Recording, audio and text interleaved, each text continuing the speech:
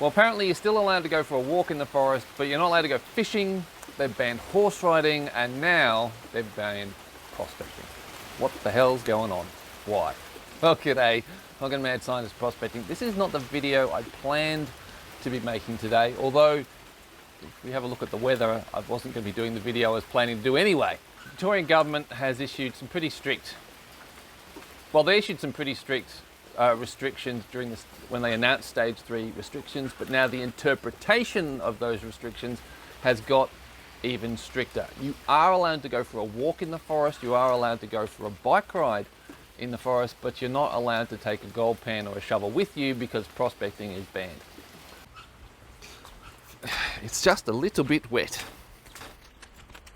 So if you want to know what I'm doing with the rush, you need to go over to Chestnut Nag and check things out over there. But anyway, prospecting. This is where I was going to do my prospecting video. If you're familiar with me and my channel, you know that I live in Bendigo. Bendigo is one of the richest gold fields. Well, it was one of the richest gold fields in the world.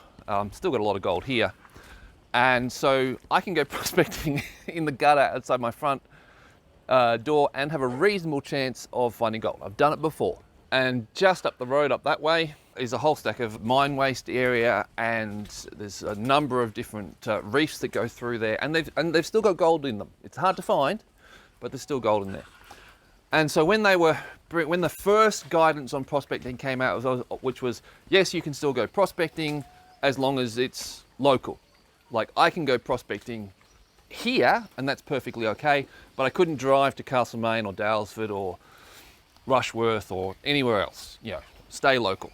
So my original plan had been to do a video in the gutter and do really close camera angles and talk about how ridiculous the government was and how I didn't give a stuff and whatever, and really ham it up, and then during the video then bring it back to show that I was actually going prospecting in the gutter outside my house, and then make it a real message about how we all need to be sensible and stay close to home and only go prospecting if you're in an area like I am.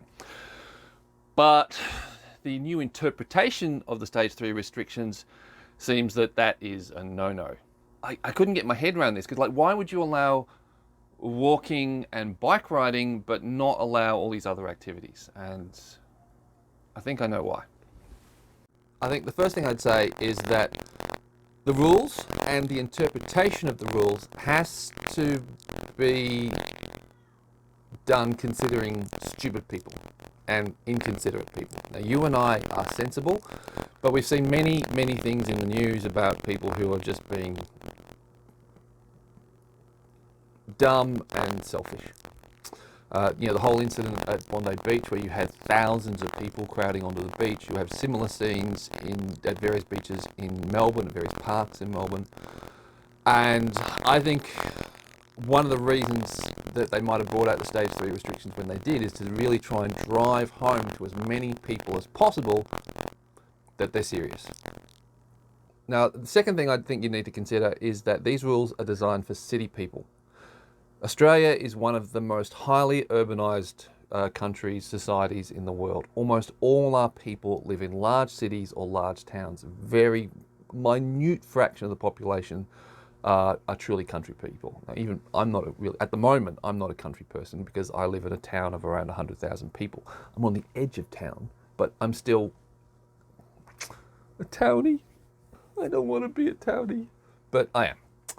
And so the rules have to deal with city people. And that kind of helps me understand why they banned fishing, because where are the most people who go fishing? Where do they live? They live in Melbourne. Where are the places to go fishing in Melbourne? Well, the banks of the Yarra. People could string out and maintain social isolation there pretty well. Okay, there might be some occasional crossing points where people have to go past each other, like you have to do at a supermarket. Don't get me started on that. But one of the other places people would really like to go fishing, especially with kids, is off the pier. And at a pier, it's going to be all too easy for the social distancing to break down and people be too close to each other. And so, given that, I can really see the logic behind banning fishing. And you really couldn't have a rule for the city people and for the country people, because as a rule, large groups of people aren't sensible and they're stupid. Now, not you or I, of course, we would be sensible, but it's those other people out there who wouldn't be. And sitting with a fishing rod isn't really exercise, is it? But what about horse riding? What about rowing? Rowing I can understand, not that many of us are going to be rowers, but rowing I can understand because there's some common points where you have to get into the water and get out of the water, so that could be a social distancing issue. Horse riding though, horse riding, I don't know. The only thing I can really think about with horse riding is that maybe the person that came up with the rule is a city person, which, you know, odds are they are going to be, and they're going to perceive horse riding to be dangerous, and therefore the chance of someone having an accident in horse riding and therefore having to go to hospital from horse riding is going to be unreasonably high, and therefore they should ban it to reduce pressure on the hospitals. That makes sense. I think the logic's wrong, but it's the kind of decision that someone was completely unfamiliar with horse riding would make, especially in the light of the fact that cycling is still allowed. But then why ban prospecting? You know, if you are a stick swinger, then a lot of what you do is go walking. In fact, I personally consider metal detecting as a good way to ruin a good walk, much like golf, which incidentally is also banned. But why other forms of prospecting? Like the kind of prospecting that I do mostly, which is getting out there and digging and panning. That is definitely exercise. And it's not as if you need to teach prospectors to self-isolate, because for the most part, it's really difficult to get prospectors together. Most of the time, they're all, you know, doing their own thing and don't come near me. This is my spot. So why ban prospecting? Well, I think, again, it comes into we need to deal with the stupid city people. And and this is another reason why you would also ban horse riding and a whole stack of other things, is that there are a stack of people who are leaving the city and going to their holiday houses. And that increased time on the roads, that increased presence of other people in smaller communities that would otherwise possibly be quite safe if they didn't have these infected people coming up from the city. I can see that that is also a really good rationale for banning a whole raft of activities. But it's still confusing given that you're allowed to exercise, and specifically, you know, walking and cycling. And that is confusing because it comes along with the other directions, which is unless you need to leave home, stay home. Unless it's essential to go, don't go. And the only way I can make sense of these different instructions is that exercise isn't a permitted activity unless it's essential. So if you're in the habit of going for a run every second day to maintain your fitness and whatever, then it's not essential you go. You might want to go, but it's not essential.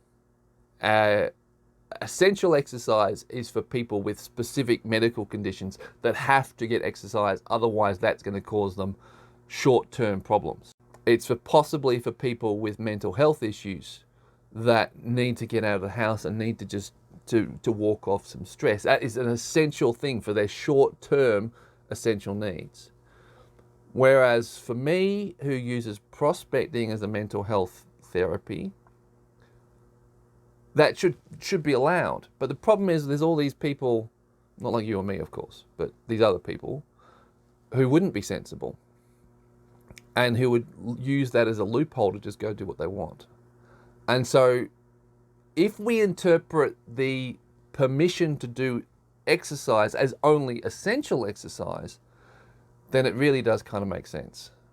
The spanner in the works of that interpretation, though, is that they're still allowing cycling, which, you know, it would be much clearer if they said, no cycling. Both because of the risk of injury and landing in hospital, but also because cycling isn't as necessarily an essential exercise. Or unless you've got a dodgy knee, maybe, but I don't know.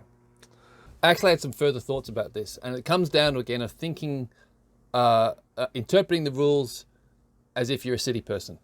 in the country, cycling is largely a recreational activity, and therefore, like horse riding, doing a recreational activity, risking injuring yourself, puts extra load on the hospital. So yes, it would make sense in the country that it be banned. But in the city, it's much better that,